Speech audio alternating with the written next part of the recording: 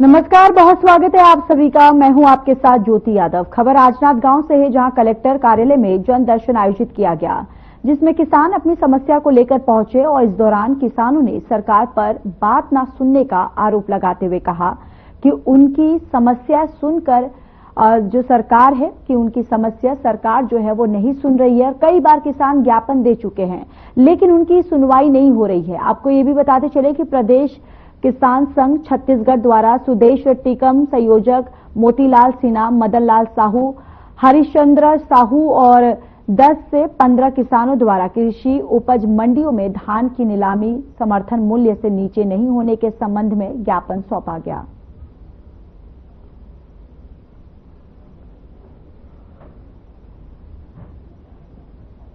कृषि उपज मंडियों में धान की औने पौने में खरीदी हो रही है ना। किसानों को बहुत घाटा हो रहा है। यहाँ पर पूरे प्रदेश में 1700-1800 रुपए के औसत से धान खरीदी हो रही है ना।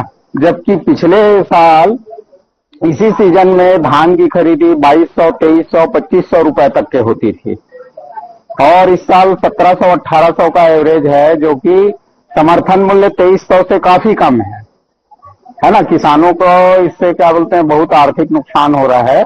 तो वही मुख्यमंत्री के नाम हमने ज्ञापन देके उनसे अपील किया है कि कृषि उपज मंडियों में समर्थन मूल्य से कम की बोली न 18 में रमन सिंह जी के कार्यकाल में है ना, कृषि उपज मंडियों में समर्थन मूल्य से कम की बोली नहीं लगाने का एक आदेश जारी हुआ था, है ना। उसका कड़ाई से पालन करने की जरूरत है, ताकि किसानों की लूट जो है वो रोकी जा सके।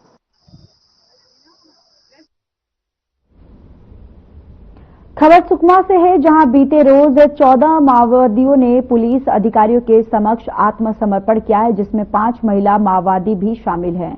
और आपको ये भी बताते चले कि इन 14 में से 18 माओवादियों पर कुल 16 लाख रुपए का इनाम घोषित था। 5 महिला और 3 पुरुष माओवादियों पर 2-2 लाख रुपए का इनाम था।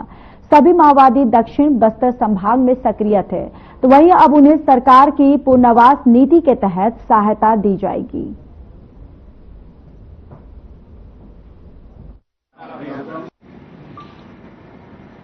सुकमा जिले में पुलिस और सीआरपीएफ द्वारा जो नक्सल निर्मूलन अभियान चलाया जा रहा है, इसके अलावा जो नियत निलानर योजना है, उससे प्रभावित होकर आज 14 नक्सलियों ने आत्मसमर्पण किया है। जो नक्सली आत्मसमर्पण किए हैं उसमें प्लाटून नंबर 26 केरला पालीरिया कमेटी व अन्य आरपीसी जैसे पालीगुड़ा, दुलेड़, इनके सदस्य शामिल है। और सभी आत्मसमर्पित नक्सलियों को शासन की जो कल्याणकारी योजना है उसका लाभ दिया जाएगा।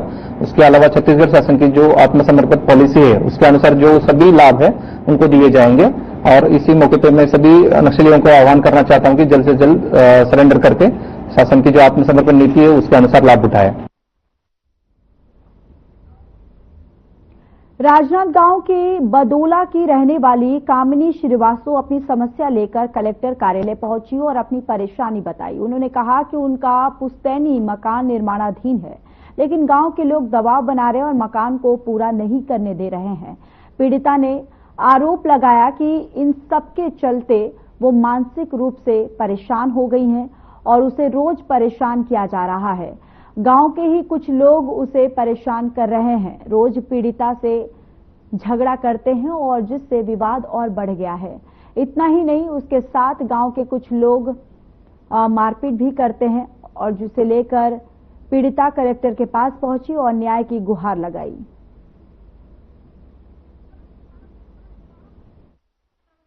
सर, एक महिला आई हुई है ग्राम दिल्ली से, समस्याओं का उसका निराकरण नहीं हो रहा है, समाधान से। उनके आवेदन पत्र को मैं देखा है कि वो महिला सरोज नाम की महिला ग्राम बौदेली से आई है, थाना टुंगड़ी रोड से। उनका ये कहना है कि वो मकान बना रही है और बगल में एक खेमडाल का मकान है, जिसका बरसात का पानी उसके घर में गिरता है। गांव में कुछ समझौता हुआ था कि बरसात का पानी उसके घर में नहीं गिराएंगे, लेकिन उसके बाद भी अब इसका जो डोर लेवल तक इसका मकान बन गया बता रहे हैं। तो उसके बाद अब वो आदमी सामने वाला खेमलाल जो है मानने को तैयार नहीं है। इस संबंध में पहले भी टीआई साहब को आवेदन दिए थे, बता रहे थे। तो अभी मैं टीआई साहब को कॉल करके उसको बोला हूँ कि सामने वाले आदमी को बुला करके इस समस्या का समाधान कराएं। तो आप आए कल क्या मामला है? सर मैं 1 साल से कलेक्टेड ऑफिस आके एसडीएम तहसीलदार को बार बार मैं आवेदन दे रही हूँ। मेरा घर अधूरा पड़ा हुआ है। मैं लोन निकाल के अपने मम्मी पापा का जो पूर्वज का जमीन है उसमें मैं घर बना रही हूँ, लेकिन खेमलाल साहू और मेरे गांव के प्रमुख हीरामन साहू, मंथिर साहू और सुरेंद्र लील्हारे, विजय वर्मा, कृष्णा वर्मा, इन सब ने मिलकर मेरे घर को स्टे लगा दिया है, रोक दिया है कि जब तक सामने का चावड़ा को आप हमारे गली का चौड़ीकरण के लिए नहीं दोगे तब तक हम उस पैसा को काटने नहीं देंगे करके, और उसमें मेरा इतना नुकसान हो गया है। बस मैं यही अपील कर रही हूँ कि मेरे घर का जो निर्माण रुका हुआ है उसको फिर से निर्माण के लिए बोला जाए। गांव को जाके हम लोग बार बार समझाए, लेकिन गांव वाले लोग, प्रमुख लोग नहीं समझे। और कल मेरे माँ बाप को गांव के प्रमुख लोग मिलकर सुरेंद्र लील्हारे सामने में खड़े होकर हाथ पे हाथ धर के, और गांव के और प्रमुख लोग सुरेंद्र यादव और नरेश यादव और उनके पूरे फैमिली के साथ में मेरे माँ बाबू को बहुत मारे हैं, उनका गला दबाकर उन लोग को मारे हैं, और आज वो लोग मेडिकल के लिए गए हैं। कल थाना में हम लोग रिपोर्ट किए हैं। आपको पता है कि मकान बनाने के लिए रास्ते के लिए कुछ जमीन छोड़ना पड़ता है? हाँ, मुझे पूरा पता है सर। हमारा घर पीछे में है और हमारा उसी में पहले रास्ता दिया गया था। जब उसको आबादी दी है तो सामने में हमको रास्ता दिया गया था। सामने सुरेंद्र यादव के घर को 2.5 डिसमिल उनको वो आबादी दिया गया था, और बगल में ही जस्ट हमको रास्ता के लिए दिया गया था। लेकिन वो हमारे रास्ते को रोक कर पहले मिट्टी का रूम बनाए, उसके बाद अब उसमें पक्की रूम बना रहे हैं। जस्ट बगल में ही मैं आम का पेड़ लगाई थी, वो आम का पेड़ बड़ा हो गया है। अब वो लोग जब घर को भी फोड़े तब मेरे आइट साइड में हमारे घर में जो आंगन है उसमें मैं पुराना घर को तोड़ी थी पिछले साल। आपका जो चौरा नजूल में आ रहा है किसमें है? नहीं, हमारा जो चौरा है उसके लिए पूर्वजों का जमीन है। हम लोग 1 इंच उसमें बढ़ाए नहीं है। 9 साल तक हमको उसके लिए केस लड़ा गया, हम लोग केस लड़े हैं। 9 साल तक हमको गांव से बहिष्कृत किया गया था, जिसके लिए हम लोग केस लड़े। उसमें लिख कर दिया गया है, उसका कागज भी है हमारे पास, और वही जो सियान लोग हम उसमें साइन किए हैं वही सियान लोग को पता है। नाम बताओ अपना। मेरा कामिनी श्रीवास। और हम लोग कलेक्टर के पास आते हैं, बस सरकार एक नियम निकालती है, उसको बस कलेक्टर ऑर्डर करते हैं, और एसडीएम हाथ पे हाथ धरे बैठे रहते। तहसीलदार के पास जाते हैं तो तहसीलदार को ये सब पता नहीं रहता कि हम लोग आवेदन दिए हैं, वो कहाँ है। तहसीलदार बोलता है मुझे तो आवेदन पता ही नहीं है, बोलता है चूतिया करके यहाँ के पूरा प्रशासन अधिकारी बैठा रहे हैं। हम 1 साल से घूम रहे हैं। राज्य और केंद्र सरकार की विभिन्न विभागीय योजनाओं को ग्रामीण स्तर तक पहुंचाने का कार्य करने वाली NRLM बिहान कैडरों की ये महिलाएं अब अपने ही मानदेय के लिए दूर दूर तक भटक रही हैं। और आपको ये भी बताते चले कि पिछले दिनों इसी विषय को लेकर ये महिलाएं बड़ी संख्या में जिला कलेक्ट्रेट पहुंची और धरना प्रदर्शन किया, अपनी आवाज बुलंद की, मगर बावजूद इसके विभागीय अफसर सिर्फ टेक्निकल प्रॉब्लम का हवाला देकर इन महिलाओं को मात्र 1900 रुपये मानदेय देने के लिए अनदेखी कर रहा है। ये महिलाएं अपने इस कार्य में खुद के खर्च से मोबाइल और नेट का इस्तेमाल करती हैं और साथ ही पूरे टाइम सिर्फ विभागीय आदेशों का पालन कर अपना कार्य करती हैं, जिसके बाद भी 4 महीने से ये लोग अपने रुके हुए मानदेय को लेकर सभी विभागों के चक्कर काट रही हैं।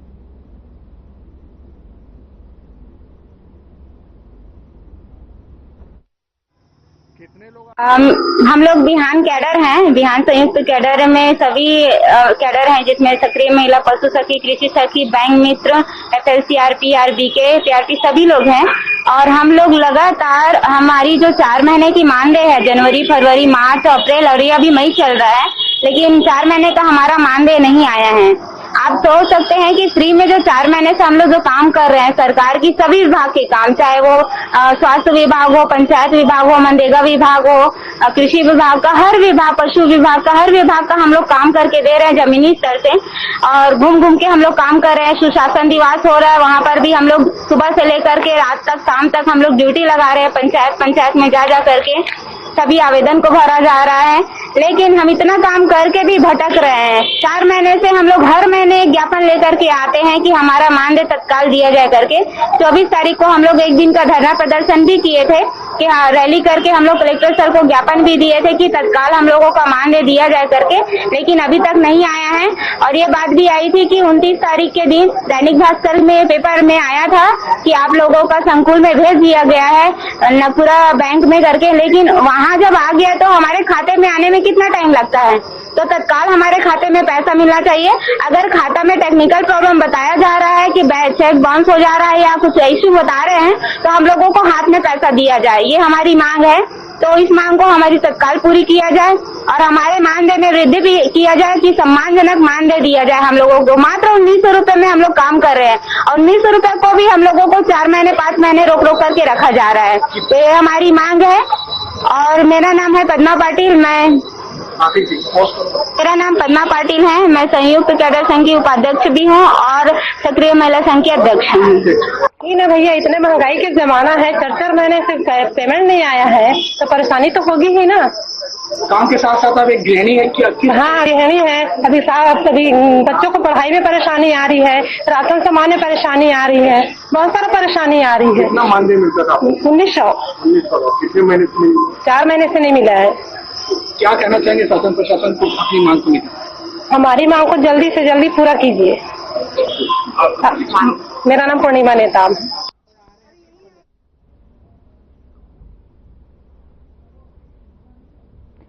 कहते हैं बचपन दोबारा नहीं आता, ठीक उसी तरह स्कूल कॉलेज के दिन कभी लौट कर नहीं आते। आपको बताते चले कि ताउम्र हमारे जहन में और सिर्फ यादें रह जाती हैं, लेकिन राजनांदगांव और दिग्विजय महाविद्यालय की पीढ़ी ने अपने कॉलेज के पुराने दिनों को दोबारा वापस लाने के लिए रीयूनियन का सहारा लिया है। पुराने स्टूडेंट्स राजनांदगांव स्थित एक निजी होटल में इकट्ठा हुए और सर्वप्रथम मां सरस्वती की पूजा अर्चना कर सभी छात्रों ने अपना परिचय दिया और अपने साथियों से मिलकर पुराने दिनों को ताजा किए। 18 साल बाद पुराने छात्र मिले तो इन्हें देखकर जरा भी ये नहीं लगा कि ये उम्र दराज हो चुके हैं और कोई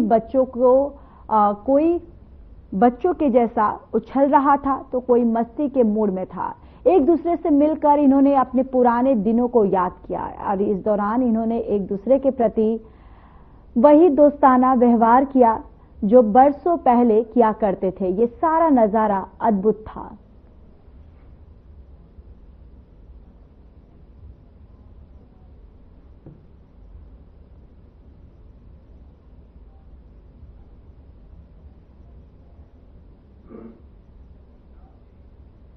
रायपुर में केंद्रीय मंत्री शिवराज सिंह चौहान ने मंत्रालय महानदी भवन में प्रेस कॉन्फ्रेंस की। उन्होंने इस प्रेस कॉन्फ्रेंस में क्या कुछ कहा, चलिए सुनवाते हैं।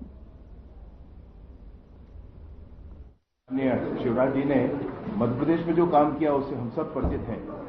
आज भी भाई साहब के सोशल हैंडल्स पर आप देखेंगे तो मामा और भाई ऐसा लिखा है, उसके बाद फिर पदनाम लिखा है। इतनी सहजता और सरलता के साथ काम करने वाले माननीय शिवराज सिंह चौहान जी आज हम सबके बीच में विराजमान हैं। साथ ही साथ हमारे सबके मुखिया, हमारे नेता माननीय विष्णुदेव साय जी, वह भी विराजमान हैं। माननीय मंत्री रामविचार नेताम जी भी हम सबके बीच विराजमान हैं। और आज एक बड़ी महत्वपूर्ण बैठक यहाँ हुई है और एक बड़ा ही विशेष घटनाक्रम छत्तीसगढ़ के संदर्भ में है, छत्तीसगढ़ के आमजन के संघर्ष के संदर्भ में है और मोर आवास मोर अधिकार जैसे आंदोलनों के संदर्भ में है। तो मैं माननीय शिवराज सिंह चौहान जी से निवेदन करता हूं कि आज के इन पूरे विषयों को आप सभी के समक्ष अवश्य रखें। आदरणीय मुख्यमंत्री जी, उप मुख्यमंत्री जी, कृषि मंत्री जी और मीडिया के मेरे सभी मित्रों, आज छत्तीसगढ़ की इस पवित्र धरा पर आकर मैं अत्यंत आनंदित हूं, प्रसन्न हूं और कई यादें छत्तीसगढ़ से जुड़ी हुई है। बचपन से हम छत्तीसगढ़ आते रहे हैं, चाहे जब छात्र राजनीति में काम करते हों या युवा मोर्चे के कार्यकर्ता के नाते एक इमोशनल अटैचमेंट छत्तीसगढ़ से सदैव से रहा है। और मुझे आज कहते हुए प्रसन्नता है कि छत्तीसगढ़ का ये सौभाग्य है कि अत्यंत कर्मठ, लगनशील, जुझारू, सहज और सरल मुख्यमंत्री छत्तीसगढ़ को मिले हैं। मुख्यमंत्री जी के नेतृत्व में और विशेषकर कृषि और ग्रामीण विकास के लिए भी जो मेरे पास माननीय प्रधानमंत्री जी ने मुझे काम दिया है, जिनका चाहे विजय जी हो चाहे रामविचार जी हो, बहुत बेहतर काम कर रहे हैं। मित्रों, आपको ध्यान होगा, मोर आवास मोर अधिकार एक आंदोलन चला था जब पिछली सरकार थी। और वो आंदोलन इसलिए चला था कि पुरानी सरकार के मुखिया ने अपने पंचायत और ग्रामीण विकास मंत्री के कहने के बावजूद भी प्रधानमंत्री आवास के लिए धनराशि आवंटित नहीं की, जो राज्य का अंश होता है। हमारे प्रधानमंत्री श्रीमान नरेंद्र मोदी जी छत्तीसगढ़ के गरीब भाइयों और बहनों के लिए प्रधानमंत्री आवास योजना के मकान भेजते रहे, उसके लिए राशि भेजते रहे,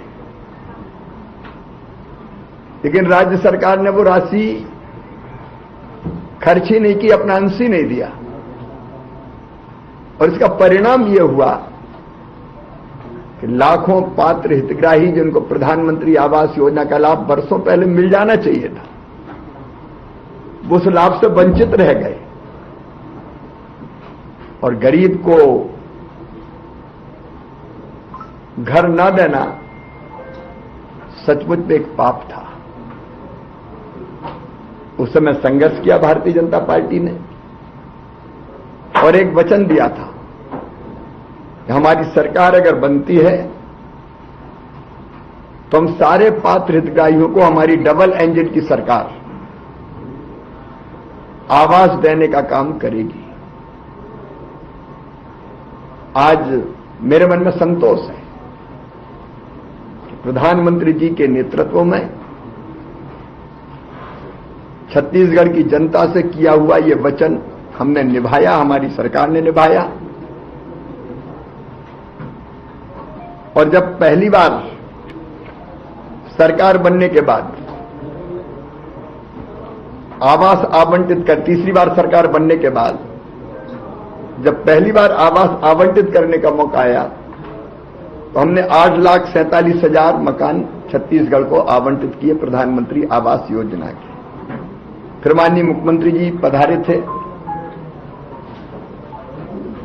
उप मुख्यमंत्री जी आए थे, ग्रामीण विकास पंचायत वो देख रहे हैं। तब उन्होंने कहा कि नहीं, और मकान छत्तीसगढ़ को चाहिए क्योंकि जो वादा किया वो निभाना है। तो हमने फिर 3,03,000 मकान और दुर्ग में एक कार्यक्रम में आके छत्तीसगढ़ को दिए। और आज मुझे कहते हुए खुशी है, 2018 की आवास प्लस की सूची में अब केवल 3,07,67 पात्र हितग्राही बचे जिनको अब तक मकान नहीं मिला था। आज अंबिकापुर के कार्यक्रम में मुख्यमंत्री जी को मैं पत्र सौंपूंगा, बचे हुए मकान की स्वीकृति का पत्र भारत सरकार की ओर से। और इसके बाद कोई भी पात्र हितग्राही शेष नहीं बचेगा 2018 की सूची के अनुसार। तो अपने आप में आज का दिन ऐतिहासिक है। जो कहा सो किया, मोदी है तो मुमकिन है, क्योंकि हम जो कहते हैं वो करते हैं। और मैं छत्तीसगढ़ सरकार की प्रशंसा इसलिए करूंगा, मुख्यमंत्री जी आपको मैं धन्यवाद दूंगा। विजय जी, आप लोगों ने जो काम किया, जो मकान दिए, तेजी से बनाने का आप काम कर रहे हैं। राज्य का जो अंश मिलाना चाहिए तत्काल आप देते हैं और मकान तेजी से पूरे हो रहे हैं। इतना ही नहीं, पीएम जनमन के अंतर्गत 32,000 मकान इसके अलावा और छत्तीसगढ़ को आवंटित किए। और हमारा कमिटमेंट है, जो अत्यंत पिछड़ी जनजाति है 5, और भी अगर कोई हितग्राही रह गया होगा तो आज मैंने आदरणीय मुख्यमंत्री जी और उप मुख्यमंत्री जी को कहा है, वो इस विभाग को देख रहे हैं कि भारत सरकार के पास छत्तीसगढ़ के लिए पैसे की कोई कमी नहीं। हमने जब पिछली बैठक में माननीय मुख्यमंत्री जी आए थे दिल्ली, और ये कहा कि नक्सल प्रभावित जो परिवार है उनके लिए सूची में नाम नहीं है, तो उनके लिए भी अलग आवास की कुछ व्यवस्था होनी चाहिए, ताकि हम देख के उन पीड़ित परिवारों को और आत्मसमर्पित जो हमारे साथी या नक्सलवाद का रास्ता छोड़ रहे हैं उनके लिए भी मकान दें। तो 15,000 मकान उसके लिए भी हमने आवंटित किए और उनके भी मकान आपने स्वीकृत करके बनाना प्रारंभ कर दिए। और केवल इतने ही नहीं, पुरानी सरकार के मुख्यमंत्री ने तत्काल एक मुख्यमंत्री आवास योजना के नाम से योजना बना दी और मकान पूरे बनाए भी नहीं, अधूरे पड़े थे। मैं आपकी संवेदनशीलता को विष्णु जी बहुत बधाई देता हूं संवेदनशीलता के लिए कि वो मकान भी आप पूरा करने का काम कर रहे हैं। तो जो हमारे भाई और बहन कच्चे मकानों में रहते थे उनके लिए आवास का एक महायज्ञ चला और यहीं नहीं रुकेंगे हम। नया सर्वे हमने फिर चालू कर दिया। कई बार 2018 की आवास प्लस की सूची से नाम छूट गए थे, ऐसा मुख्यमंत्री जी ने, ग्रामीण विकास मंत्री जी ने बताया। जो वंचित रहेगा उनको वंचित नहीं रहने देंगे और इसलिए आवास के लिए नया सर्वे हो रहा है। उस सर्वे में भी जो संख्या आ रही है उसका एक बार फिजिकल वेरिफिकेशन करके और आगे भी मकान आवंटित किए जाएंगे। मैं आवास में छत्तीसगढ़ सरकार ने जो अत्यंत उत्तम काम किया है उसके लिए मैं सरकार को बहुत बहुत बधाई देता हूं। एक बात और कही थी आवास के संदर्भ में कि मनरेगा के अंतर्गत पिछले साल 3,355 करोड़ रुपया छत्तीसगढ़ को मिले थे। इस बार फिर लेबर बजट आया तो माननीय मुख्यमंत्री जी ने कहा कि लेबर बजट को रिवाइज कीजिए, थोड़ा कम लग रहा है हमको छत्तीसगढ़ की आवश्यकता को ध्यान में रखते हुए। तो आज मैंने आश्वस्त किया है छत्तीसगढ़ के लेबर बजट को फिर से रिवाइज किया जाएगा ताकि मकान बनाने के लिए जो हम मनरेगा की राशि देते हैं वो भी पर्याप्त सरकार के पास यहां रहे। मिशन अमृत सरोवर पे भी लगातार काम चल रहा है। यहां 2,900 अमृत सरोवरों का पहले निर्माण हुआ, अब 192 नए स्थलों का फिर चयन हुआ। एक और वाटर सेट की हमारी स्कीम है जिसमें पुरानी जल संरचनाओं को ठीक करना और नई बनाना पानी रोकने के लिए, चेक डैम, स्टॉप डैम, बोरी बंधान, उसके अंतर्गत भी छत्तीसगढ़ को हम राशि देने का काम कर रहे हैं। और उसके साथ ही प्रधानमंत्री ग्रामीण सड़क योजना, प्रधानमंत्री ग्राम सड़क योजना के अंतर्गत छत्तीसगढ़ ने अब तक 42,671 किलोमीटर सड़कों का निर्माण किया है, 447 पुल बनाए और जनमन योजना के अंतर्गत भी सबसे ज्यादा देश में अगर सड़कें किसी को दी है तो भारत सरकार ने छत्तीसगढ़ को दी है। 715 सड़कें, 1,698 करोड़ 92 लाख रुपए की राशि की, उनका निर्माण कार्य अलग चल रहा है। नक्सल प्रभावित इलाकों में वहां निर्माण का काम अलग चल रहा है सड़कों का। लेकिन बीच में एक कमी रह गई थी पुलों की। फर्स्ट फेज की जो सड़कें बनी, आज मेरा ध्यान आकर्षित किया है माननीय मुख्यमंत्री जी ने, ग्रामीण विकास मंत्री जी ने, क्योंकि वो पुल रह गए थे। उस समय नक्सल प्रभावित मामला ऐसा था कि पहले सड़क बना लो फिर पुल देखेंगे। उन पुलों के निर्माण के बारे में भी हम फैसला करेंगे ताकि सड़क यहां बने तो कंप्लीट बने और नई सड़कें प्रधानमंत्री ग्राम सड़क योजना के चौथे चरण में वो भी आपने चिन्हित कर ली है। तो उन सड़कों के लिए